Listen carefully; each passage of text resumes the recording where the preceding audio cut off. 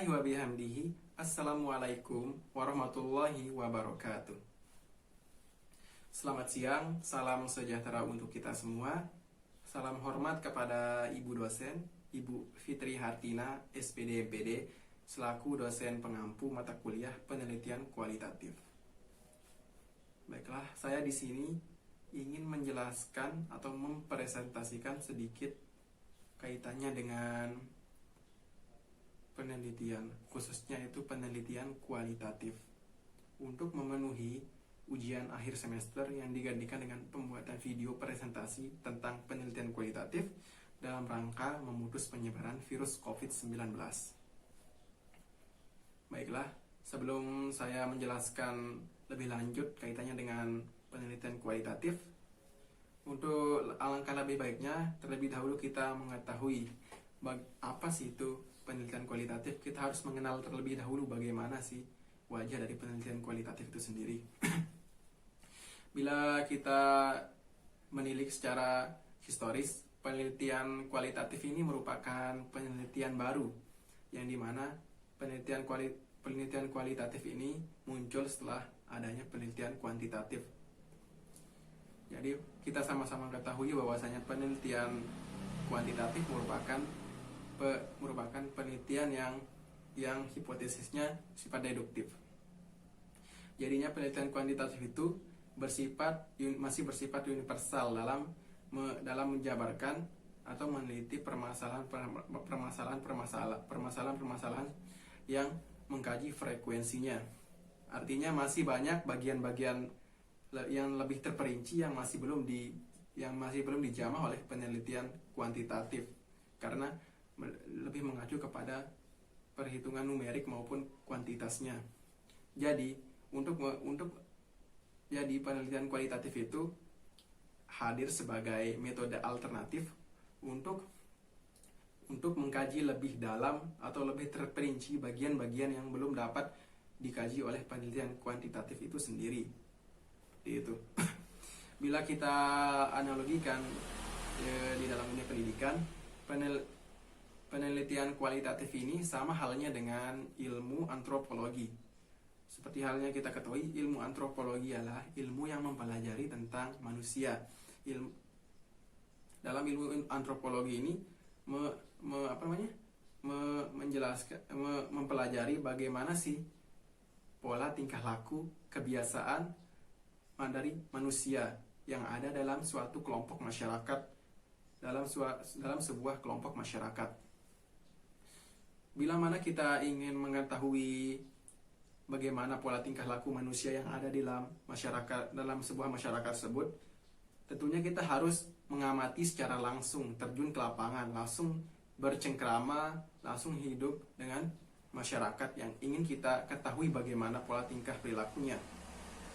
Tentunya kita akan melakukan wawancara, bisa dengan melakukan mengikuti setiap profesi yang ada di lingkup masyarakat tersebut dan lain sebagainya. Nah, bila mana kita sudah terjun ke lapangan langsung, mewawancarai, mengkaji bagaimana proses dan bagaimana pola perilaku masyarakatnya, tentunya kita akan mengetahui mengetahui kebenaran bagaimana pola dari perilaku manusia yang ada di dalam sebuah kelompok masyarakat tersebut. Sama halnya dengan penelitian kualitatif. Di dalam penelitian kualitatif ini ingin menjabarkan atau ingin mendeskripsikan atau menggambarkan secara menyeluruh fenomena atau variabel yang sedang diteliti, seperti itu. Jadinya penelitian kualitatif ini lebih menganalisis lebih mendalam kaitannya dengan variabel-variabel, atau biasa kita sebut dengan in-depth analytic, seperti itu. Selanjutnya, bila kita ingin memahami secara lebih gamblang lagi apa itu penelitian kualitatif, kita akan mengacu kepada salah satu teori yang dikemukakan oleh Ali dan Yusuf pada tahun 2011 yang bunyinya, any investigation which does not make use of statistical, the procedural, the call it is qualitative. Nowadays, as if this, with a quality labeling it itself. Di sini Yusuf dan Ali pada intinya mengemukakan bahwasanya penelitian kualitatif tidak ada kaitannya dengan data statistika, tidak ada kaitannya dengan penghitungan numerik, tidak ada kaitannya dengan frekuensi. Yang ada penelitian kualitatif itu menjelaskan bagaimana penjabaran deskripsi mengenai fenomena-fenomena yang sedang diteliti. Jadi dapat kita simpulkan bahwa penelitian kualitatif merupakan strategi inquiry yang menekankan kepada pencarian makna, definisi, pengertian, konsep, karakteristik, gejala-gejala, simbol-simbol, hingga deskripsi kaitannya dengan fenomena-fenomena yang sedang diteliti, yang bersifat alamiah dan holistik dan disajikan secara naratif. Maka dari itu, bila kita ingin mengambil penelitian atau melakukan penelitian kualitatif, alangkah baiknya kita terlebih dahulu melakukan memperbanyak kosakata kita dalam rangka bla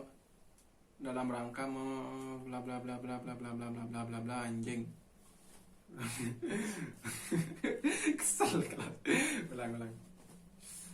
Jadi dapat kita simpulkan bahwasanya penelitian kualitatif merupakan strategi inquiry yang menekankan pada pencarian makna, pengertian-pengertian, konsep-konsep, karakteristik, simbol-simbol, hingga deskripsi-deskripsi kaitannya dengan fenomena-fenomena yang sedang diteliti, yang bersifat alamiah dan holistik dan disajikan secara naratif.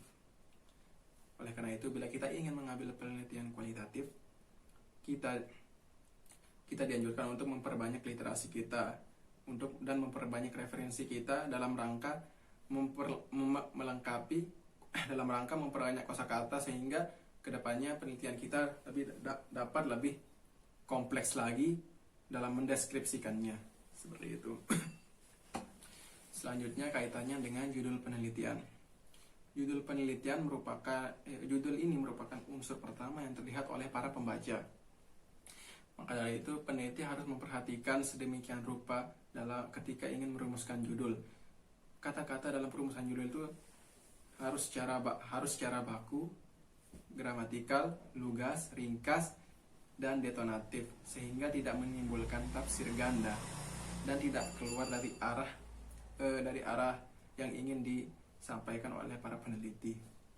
Kemudian judul penelitian harus kata-katanya itu bersifat komunikatif dan informatif. Setidaknya berusaha menghindari kata-kata deklaratif. Kemudian dalam penentuan kata-kata tidak ada pembatasan sebenarnya dalam penentuan kata-kata di dalam judul penelitian. Namun perlu dipertimbangkan bila judul penelitian kepanjangan, itu sama halnya dengan boros kata, dan sebaliknya juga bila judul penelitian terlalu pendek, jadi rada-rada kurang dipahami lah judulnya, seperti itu. Selanjutnya, menurut Ratna pada tahun 2010 mengemukakan bahwa judul penelitian dapat dirumuskan dengan dua cara. Yang pertama, merumuskan judul dengan satu frase, dan yang kedua, merumuskan judul dengan dua frase. Seperti itu. Baiklah, selanjutnya kaitannya dengan latar belakang penelitian. Latar belakang masalah atau latar belakang penelitian merupakan deskripsi singkat kaitannya dengan problematika secara empirik dan problematika secara teoritik. Secara gamblangnya, latar belakang merupakan deskripsi yang berisikan tentang apa yang seharusnya terjadi dengan apa yang terjadi di lapangan, apa yang diekspektasikan oleh peneliti dengan apa yang terjadi secara realitanya, apa yang diinginkan dengan apa yang ada pada kenyataannya, seperti itu. Jadi dikenal dengan Desolé dan Densel. Yang termuat dalam latar belakang penelitian ini ialah adanya masalah yang terjadi dalam suatu konsep penelitian, mengapa penelitian tersebut harus dilaksanakan. Terus yang kedua, bagaimana kemungkinan masalah tersebut dapat terjadi, dan dipaparkannya beberapa data-data empirik yang berkaitan dengan variabel-variabel yang sedang diteliti dalam suatu permasalahan tersebut. Dan selanjutnya ialah berisi kenapa penelitian tersebut perlu diteliti, apakah ada dampaknya atau bila diteliti tidak ada dampaknya, dan bagaimana solusi dari pemecahan masalah tersebut. Seperti itu. Itulah yang perlu termuat di dalam suatu latar belakang penelitian. Selanjutnya, bagaimana cara merumuskan suatu masalah penelitian. Ketika peneliti merumuskan suatu masalah penelitian, tentunya peneliti harus berpijak kepada penelitian terdahulu. Karena pada perumusan masalah ini merupakan berisikan pertanyaan yang jawabannya terdapat pada tujuan penelitian. Ketika ingin merumuskan masalah, terlebih dahulu peneliti harus mengidentifikasi masalahnya. Dalam hal mengidentifikasi masalah, peneliti membatasi ruang lingkup variabel-variabel yang ingin teliti. Sebenarnya masalah tersebut banyak sehingga tidak semuanya layak untuk diteliti, sehingga peneliti harus menentukan atau membatasi segelintir permasalahan yang perlu diteliti dalam penelitiannya. Selanjutnya, ketika sudah mendapatkan permasalahan yang sudah diteliti dan mengaitkannya dengan penelitian yang terdahulu yang relevan, selanjutnya peneliti dapat merumuskan permasalahannya. Bentuk perumusan masalah pada penelitian kualitatif bentuk pertanyaannya ialah bagaimana, atau biasa dikenal dengan how. Karena di penelitian kualitatif ingin mengetahui lebih dalam lagi kaitannya dengan suatu variabel penelitian itu sendiri. Begitu Bu. Setelah itu jawaban dari pertanyaan tersebut akan dipaparkan pada tujuan penelitian. Kemudian kaitannya dengan ketentuan yang perlu diperhatikan dalam menyusun rumusan masalah itu, yang pertama adalah rumusan masalah yang baik dalam penelitian kualitatif ialah kalimatnya dalam tatarannya tidak hanya ontologis melainkan epistemologis dan aksiologis. Rumusan masalah menyiratkan pertanyaan mengapa dan bagaimana suatu fenomena bisa terjadi, bukan sekedar menanyakan tentang apa. Selanjutnya yang kedua ialah rumusan masalah dapat diungkapkan dengan bentuk kalimat tanya, bagaimana dan mengapa, tetapi dapat juga disampaikan dalam bentuk kalimat pertanyaan atau esai. Selanjutnya ialah yang ketiga, rumusan masalah disampaikan dengan kalimat yang lugas, jelas, operasional agar dapat menuntun peneliti ke arah pencarian data secara konkret dalam rangka menjawab perumusan masalah tersebut.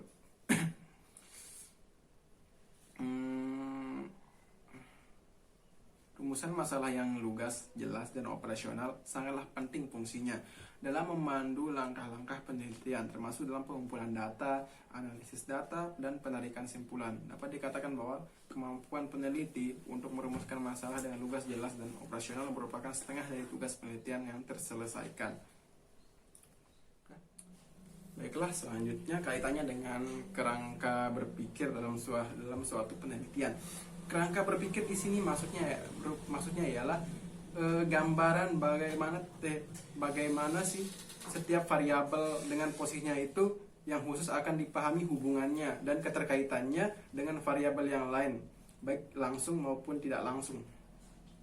Dalam kerangka berpikir perlu dicermati adanya kemungkinan hubungan linear dan interaktif atau timbal balik dari setiap variabelnya. Jenis hubungan antar variabel dapat ditunjukkan melalui arah panah atau dengan arah panah yang berbeda dalam gambar, yaitu yang searah maupun dua arah. Selanjutnya, arah panah yang menggambarkan jenis hubungan tersebut akan menjadi pedoman bagi pemahaman kasusnya terhadap proses analisis dari penelitian yang sedang dilakukan. Model dari kerangka berpikir ini merupakan sejenis bagaimana sang peneliti menggambarkan secara logis pemikirannya tentang bagaimana penyelesaian masalah dalam suatu penelitian tersebut. Pada dasarnya kerangka berpikir ini disusun berdasarkan landasan teori dan rujukan dari penelitian relevan yang digunakan sebagai pemandu jalannya penelitian sesuai dengan fungsinya.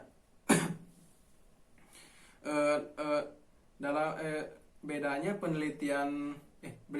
kerangka berpikir antara penelitian kualitatif dengan penelitian yang lain ialah penelitian kualitatif ini kerangka berpikirnya itu secara lebih luas cakupannya dan lebih terperinci dalam menggambarkan hubungan timbal balik antara setiap variabelnya dan faktor-faktor yang mempengaruhi dalam variabel tersebut, hubungan dalam variabel tersebut. Sedangkan dalam kerangka berpikir di penelitian lain, dalam ini penelitian kuantitatif, hanya menggambarkan pola hubungan apakah ada pengaruh atau tidak, seperti itu. Lebih simpel modelnya.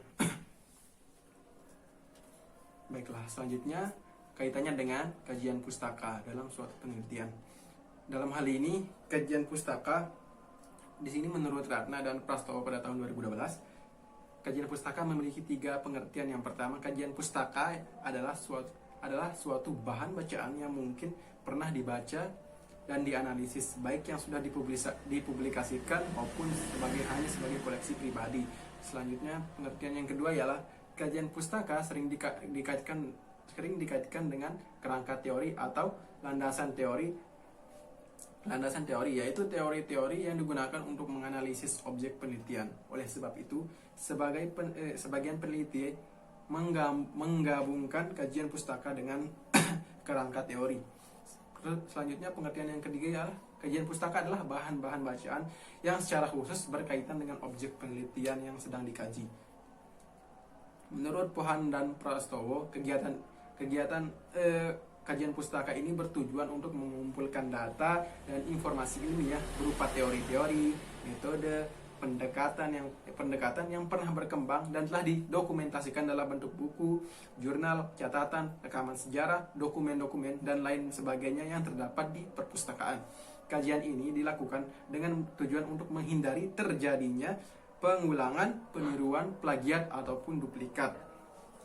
Dasar pertimbangan perlu disusunnya kajian pustaka ini dalam suatu rancangan penelitian menurut Ratna dan Prastowo adalah didasari atas kenyataan bahwa setiap objek kultural merupakan gejala multidimensi sehingga dapat dianalisis lebih dari satu kali secara berbeda-beda, baik oleh orang yang sama maupun orang yang berbeda-beda.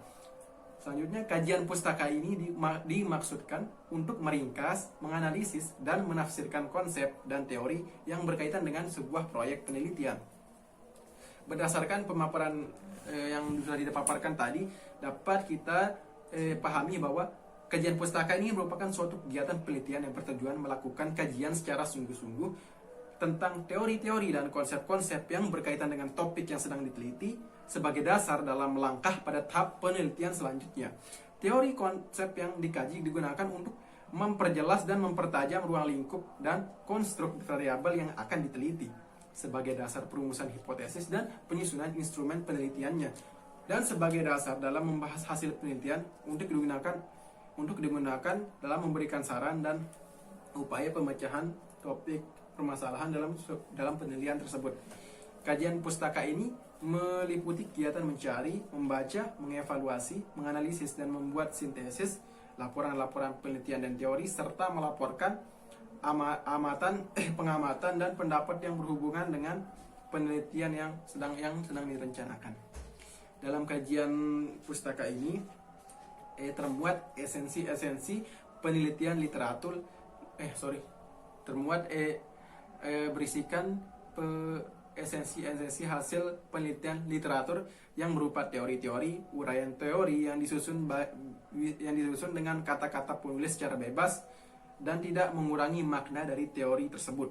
Dapat juga berupa kutipan dan tulisan orang lain, yaitu kutipan langsung tanpa mengubah kata-kata atau tanda bacaan, kemudian dianalisis, dibandingkan dan dikonstruksikan. Teori-teori dan temuan-temuan itu harus relevan dengan permasalahan yang sedang dikaji. Kegunaannya adalah untuk bahan acuan penelitian. Kebenaran yang diperoleh dari penelitian tersebut karena ada acuan yang disebut dengan yang disebut kebenaran koherensi. Artinya ada relevansinya dengan teori-teori yang telah dikemukakan oleh para peneliti terdahulu. Selanjutnya, kaitannya dengan penelitian terdahulu yang relevan. Definisi dari penelitian terdahulu yang relevan ialah penelitian yang sebelumnya pernah dilakukan, yang relevan atau yang berkaitan dengan yang mempunyai kaitan dengan judul ataupun topik permasalahan dalam suatu penelitian. Penelitian terdahulu yang relevan ini juga dijadikan sebagai penelitian referensi, yang dimana untuk menghindari terjadinya plagiatan atau kesamaan dalam suatu penelitian. Penelitian relevan ini dijadikan sebagai referensi yang berhubungan dengan penelitian yang diteliti oleh seorang peneliti tersebut. Selanjutnya, fungsi dari penelitian terdahulu yang relevannya adalah yang pertama, untuk memperlihatkan persamaan atau kemiripan dan sekaligus perbedaannya dengan penelitian yang terdahulu.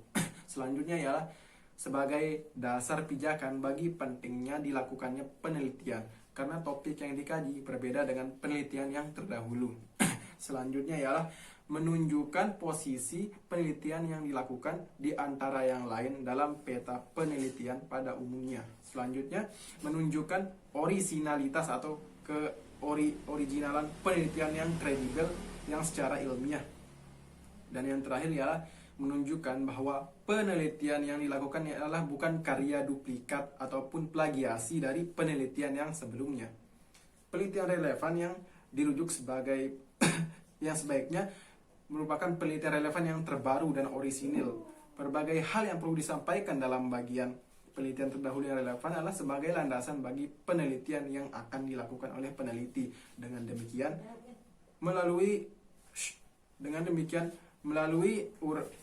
melalui uraian tentang penelitian yang relevan dapat ditunjukkan kepada para pembaca bagaimana sih hubungan antara penelitian yang direncanakan dengan penelitian yang sebelumnya, juga perbedaan dan persamaannya dari segi inovasinya, pembaharuannya, serta keasliannya dari penelitian yang sedang dilakukan.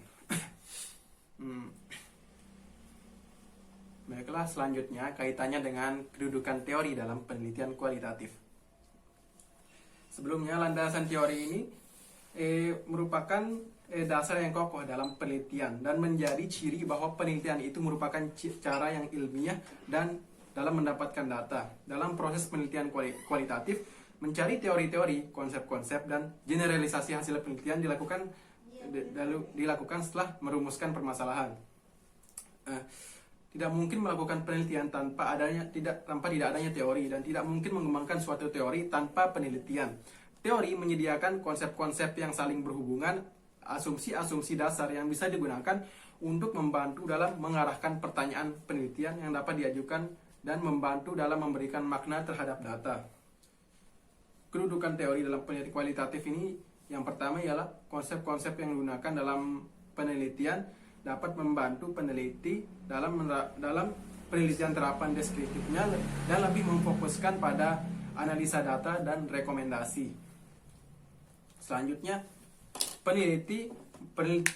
penelitian murni lebih menekankan pada penggunaan teori sebagai sentral kegiatannya, karena tujuan dari penelitian ini adalah pengembangan ilmu pengetahuan.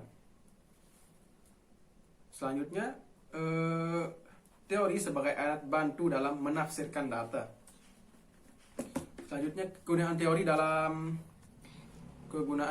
penelitian ini, dalam penelitian kualitatif adalah teori mempersempit fakta yang perlu kita pelajari dengan menyederhanakan gejala sosial yang rumit dan kompleks. Selanjutnya, teori mengusulkan pendekatan penelitian yang memungkinkan untuk menghasilkan makna yang paling baik.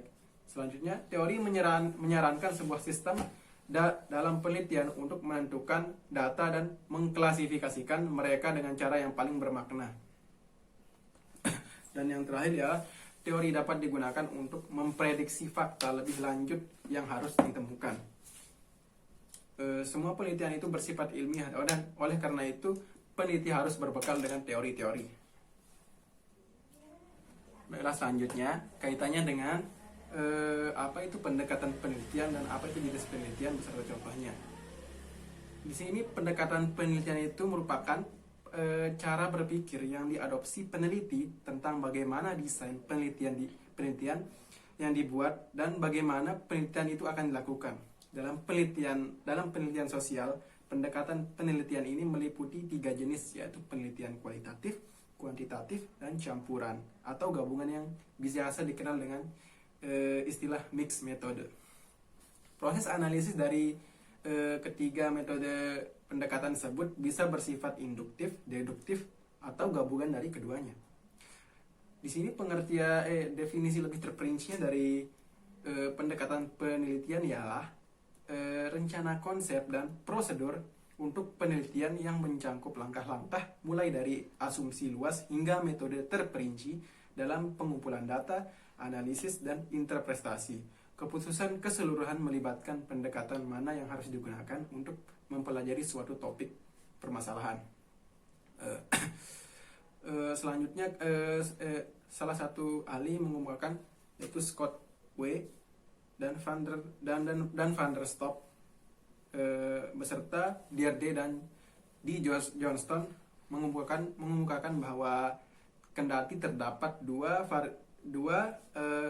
jenis pendekatan penelitian, yaitu penelitian kualitatif dan penelitian kuantitatif. Penekanan pada kedua penelitian ini diasumsikan bahwasanya pada penelitian kuantitatif penilaiannya terhadap numerik atas fenomena-fenomena yang sedang dipelajari, sedangkan di penelitian kualitatif penekanannya pada pembangunan naratif dan deskriptif dan tekstual tentang bagaimana fenomena tersebut terjadi.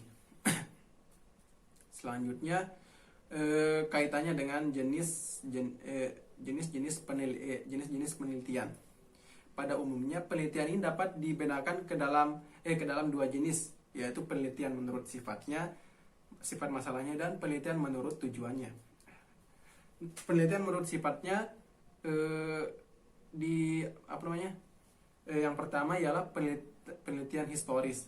Penelitian historis ini bertujuan untuk membuat rekonstruksi masa lampau secara sistematis dan objektif dengan cara mengumpulkan, mengevaluasi, memverifikasi, dan mensintesiskan bukti-bukti untuk menegakkan fakta-fakta dan bukti-bukti guna memperoleh kesimpulan yang akurat. Contohnya itu ialah studi tentang praktek bawon di Pulau Jawa. Selanjutnya yang kedua, penelitian deskriptif. Penelitian deskriptif ini bertujuan untuk membuat deskripsi secara sistematis, faktual, dan akurat mengenai fakta-fakta dan sifat-sifat populasi di daerah tertentu. Apabila diambil beberapa sampelnya saja dapat dilakukan survei deskriptif, dapat disebut sebagai survei deskriptif. Contohnya itu ialah penelitian tentang daya serap siswa SMA dalam pelajaran PPKN. Selanjutnya ialah penelitian perkembangan development research, bertujuan untuk menyelidiki pola urutan pertumbuhan atau perubahan sebagai fungsi sebagai fungsi waktunya.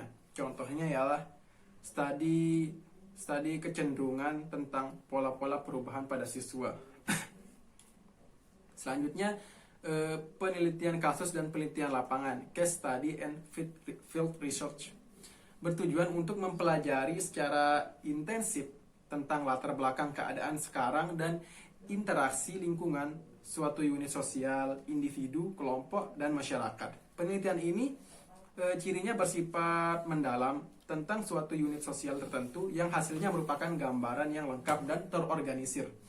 Contohnya ialah studi kasus tentang tentang sebuah kelompok masyarakat terpencil yang jauh dari pemukiman modern. Terus selanjutnya penelitian eksperimen. Penelitian eksperimen bertujuan untuk menyelidiki kemungkinan sebab akibat dengan cara mengenakan kepada suatu atau lebih kondisi diperlakukan dan membandingkan hasilnya dengan sesuatu atau lebih secara terkontrol. Contohnya itulah eksperimen tentang gejala-gejala alam. Selanjutnya, penelitian korelasional. Penelitian korelasional ini bertujuan untuk meneliti sejauh mana variasi-variasi pada suatu faktor yang berkaitan dengan variasi-variasi faktor lain berdasarkan koefisien korelasinya. Contoh ialah studi tentang hubungan antara pola belajar dengan hasil belajar. Selanjutnya, penelitian kasual komparatif. Penelitian kasual komparatif ini bertujuan untuk menyelidiki kemungkinan sebab akibat terjadinya suatu fenomena. Contohnya, studi tentang faktor-faktor yang mempengaruhi produktivitas dan efisiensi perusahaan.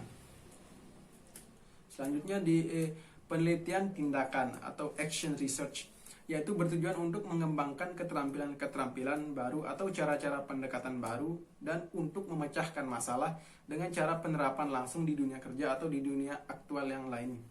Contoh, penelitian tindakan kelas yang dilakukan oleh setiap guru. Selanjutnya, jenis penelitian berdasarkan tujuannya. Yang pertama ialah penelitian penjajakan atau eksploratif, yaitu penelitian yang masih terbuka dan masih mencari unsur-unsur, ciri-ciri, sifat-sifat dari penelitian ini. Dari penelitian yang sedang dikaji. Penelitian ini biasanya belum memiliki hipotesis dan kerangka pemikiran. Untuk mengalirkan pikiran peneliti tentang bagaimana memecahkan masalah tersebut, biasanya digunakan pendekatan masalah dalam bentuk pertanyaan-pertanyaan penelitian, bukan dalam bentuk kerangka pemikiran. Selanjutnya yang kedua ialah penelitian penjelasan, explanatory and confirmatory, yaitu penelitian yang menyoroti hubungan antar variabel dengan menggunakan kerangka pemikiran terlebih dahulu, kemudian dirumuskan dengan bentuk hipotesis. Selanjutnya, penelitian descriptive development, yaitu penelitian yang bertujuan untuk mengetahui perkembangan secara fisik tertentu atau frekuensi yang terjadi dalam suatu aspek fenomena sosial tertentu, dan untuk mendeskripsikan bagaimana fenomena tertentu itu secara terperinci. Penelitian ini biasanya tanpa menggunakan hipotesis yang dirumuskan secara ketat, tetapi ada kalanya penelitian ini menggunakan hipotesis tapi bukan untuk diuji secara statistik. Baiklah, selanjutnya di sini saya akan menjelaskan kaitannya dengan teknik pengambilan data penelitian kualitatif dan analisis data penelitian kualitatif. Dalam hal ini terdapat beberapa jenis teknik dalam pengambilan data kualitatif. Di sini yang pertama ialah observasi. Observasi adalah pengamatan yang dilakukan oleh peneliti dengan cara mendengar dan melihat perilaku atau fenomena sosial yang menjadi fokus penelitian dalam rangka memperoleh data penelitian. Pada umumnya, data observasi digunakan sebagai pelengkap data wawancara. Namun demikian, observasi seringkali membantu peneliti mengidentifikasi masalah penelitian secara lebih tajam, terutama ketika dilakukannya di awal-awal. Observasi sebagai teknik pengumpulan data kualitatif biasanya dibagi menjadi dua. Yang pertama, participatoris dan non-participatoris. Yang pertama, participatoris. Participatoris ini adalah metode observasi yang dimana peneliti memposisikan dirinya sebagai partisipan yang mana masyarakat atau komunitas partisipan sebagaimana masyarakat atau komunitas yang ditelitinya. Teknik ini sering digunakan karena memudahkan peneliti berinteraksi dan menyerap secara langsung pengalaman kultural yang dialami oleh partisipan kaitannya dengan permasalahan yang diteliti oleh peneliti. Selanjutnya ialah non-participatoris, yaitu ialah teknik observasi yang memberi ruang atau jarak antara peneliti dengan kelompok yang diteliti sehingga objektivitas data objektivitasnya dapat mudah untuk diperoleh. Dengan teknik ini, peneliti berperan sebagai orang luar komunitas yang diamati. Peneliti berperan layaknya mata-mata yang menginvestigasikan fenomena dari jauh, mengamati secara jauh. Selanjutnya ialah partisipasi online. Perkembangan tidak dapat dipungkiri bahwa perkembangan teknologi digital sini membuka peluang peneliti untuk melakukan teknik observasi yang dinamakan observasi online. Observasi jenis ini dilakukan dengan cara mengamati interaksi digital subjek penelitian secara intensif. Peneliti bisa berperan secara partisipatoris, misalnya terlibat interaksi online secara langsung dengan partisipan, atau juga sebagai non partisipatoris dengan cara kepo atau dengan cara dalam bahasa kekiniannya adalah menstalker akun sosmednya atau menstalker secara jauh website dari kelompok tersebut yang menjadi bahan penelitiannya. Selanjutnya ialah teknik pengumpulan yang kedua ialah wawancara. Wawancara merupakan teknik pengumpulan data yang lumrah digunakan dalam penelitian kualitatif. Di sini wawancara merupakan interview atau teknik observasi yang dilakukan secara di sini wawancara merupakan selanjutnya ialah wawancara. Wawancara di sini merupakan interview antara tatap muka antara pihak peneliti dengan informan atau narasumbernya. Wawancara di sini terbagi menjadi beberapa jenis, yaitu pertama wawancara yang terstruktur. Wawancara yang terstruktur artinya pertanyaan yang diajukan peneliti disampaikan sesuai dengan daftar pertanyaan yang disiapkan sebelumnya. Peneliti juga sudah menyiapkan pertanyaannya secara matang sebelum wawancara dengan informan. Daftar pertanyaan sudah selesai dicanangkan pada partisipan tanpa tambahan atau pengurangan. Selanjutnya ialah wawancara semi struktur.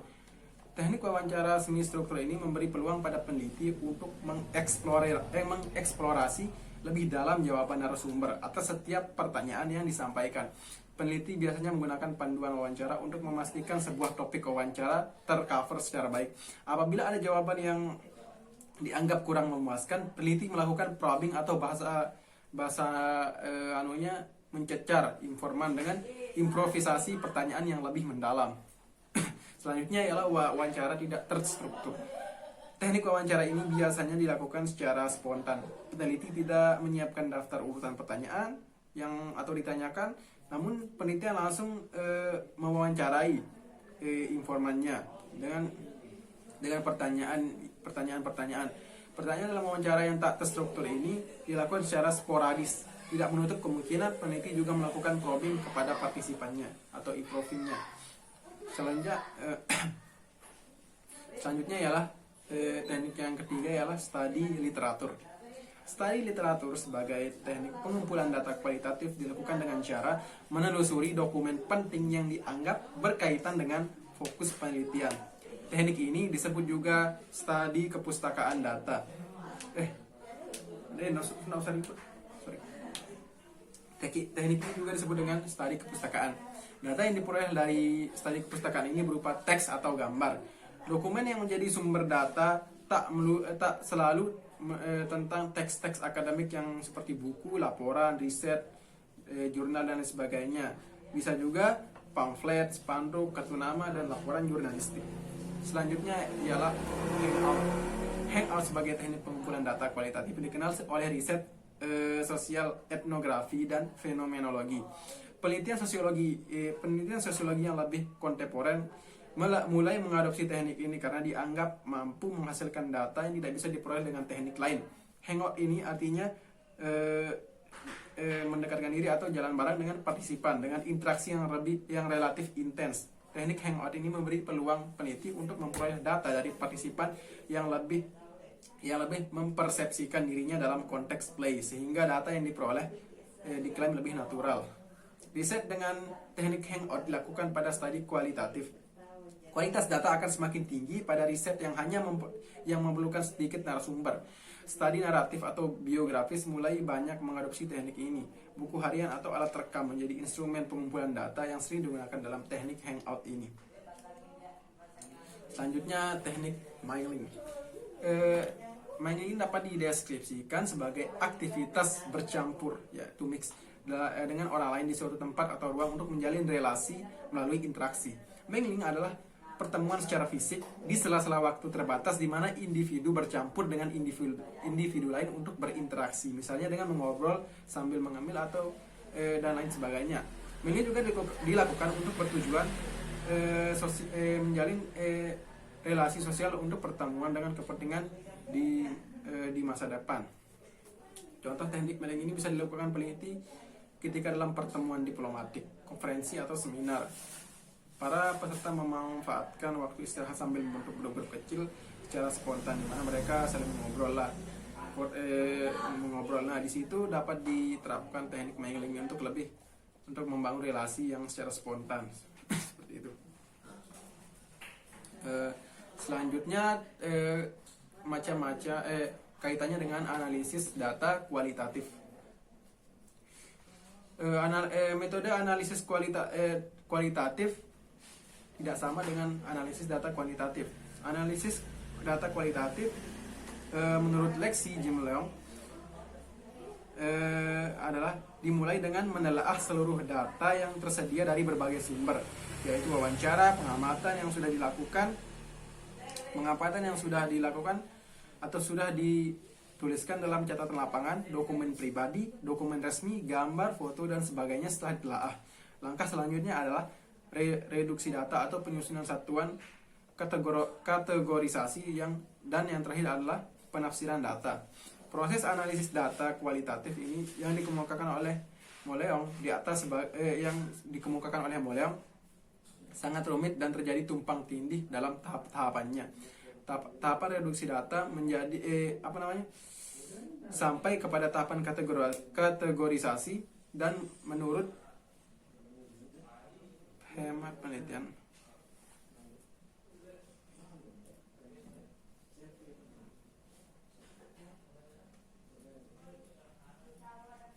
selanjutnya ialah kaitannya dengan analisis data kualitatif. Nah, yang pertama yang dilakukan ialah reduksi data. Mereduksi data berarti merangkum, memilih hal-hal yang pokok atau memfokuskan pada hal-hal yang penting, dicari tema dan polanya, dan membuang yang tidak perlu. Reduksi data bisa dilakukan dengan jalan melakukan abstraksi. Abstraksi merupakan usaha untuk membuat rangkuman yang inti, proses, dan pernyataan-pernyataan yang perlu dijaga sehingga tetap berada dalam penelitian. Dengan kata lain, proses reduksi data ini dilakukan oleh peneliti secara terus-menerus saat melakukan penelitian untuk menghasilkan catatan-catatan dari data yang diperoleh dari hasil penggalian data. Selanjutnya, tahap yang kedua ialah penyajian data. Menurut Miles dan Huberman yang dikutip dalam Muhammad Idrus bahwa penyajian adalah sekumpulan informasi yang tersusun yang memberi kemungkinan adanya penarikan kesimpulan. Langkah ini dilakukan dengan menyajikan sekumpulan informasi yang tersusun yang memberi kemungkinan adanya penarikan kesimpulan. Hal ini dilakukan dengan alasan data-data yang diperoleh selama proses penelitian kualitatif biasanya berbentuk naratif, sehingga memerlukan penyederhanaan tanpa mengurangi isinya. Selanjutnya ialah kesimpulan atau verifikasinya. Kesimpulan atau verifikasi adalah tahap akhir dalam proses analisis data. Pada bagian ini, peneliti mengutarakan kesimpulan dari data-data yang telah diperoleh. Kegiatan ini dimaksudkan untuk mencari makna data yang dikumpulkan dengan mencari hubungan, persamaan, atau perbedaan. Penarikan kesimpulan bisa dilakukan dengan jalan membandingkan kesesuaian pertanyaan dari subjek penelitian dengan makna yang terkandung dengan konsep-konsep dasar dalam penelitian tersebut. Selanjutnya, saya akan memaparkan macam-macam analisis dari data penelitian kualitatif. Secara umum, metode analisis data meliputi reduksi, display data, dan kesimpulan atau verifikasi data. Akan tetapi, karena data kualitatif sangat banyak sekali, maka model analisis datanya juga sangat beragam sesuai dengan objek penelitiannya. Secara umum, model analisis data terbagi menjadi 3 kelompok.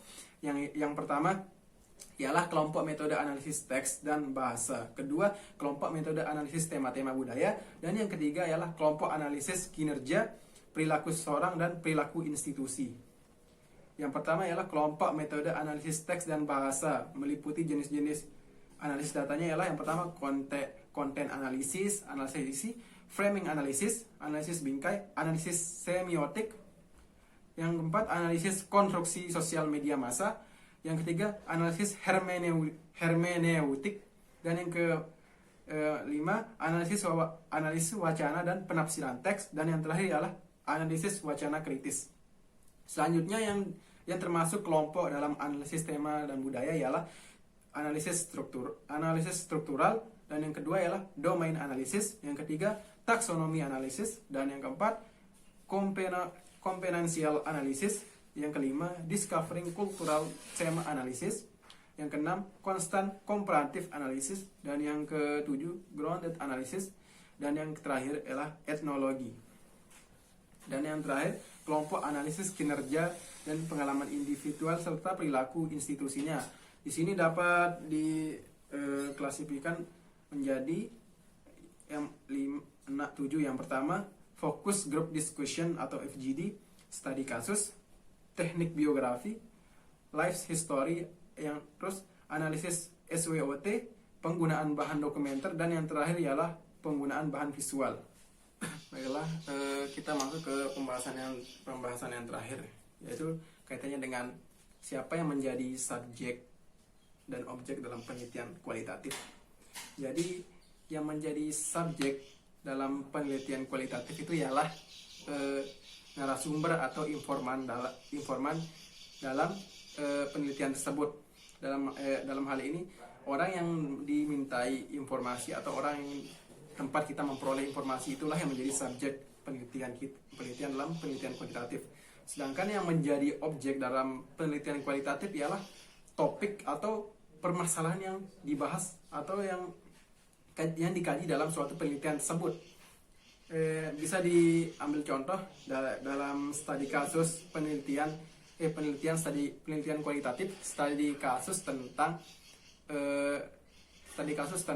pengelolaan sampah di TPA atau tempat pemrosesan air, TPA kebon Kongo Gerung yang berada di Lombok Barat.